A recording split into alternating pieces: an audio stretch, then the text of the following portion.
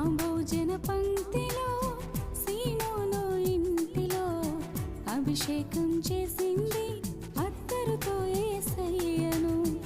ఆ భోజన పంక్తిలో సీమోను ఇంటిలో అభిషేకం చేసింది అత్తరుతో యేసయ్యను. కన్నీళ్లతో పాదాలు కడిగింది, తన కుళ్ళతో పాదాలు తుడిచింది. కన్నీళ్లతో పాదాలు కడిగింది, తన కుళ్ళతో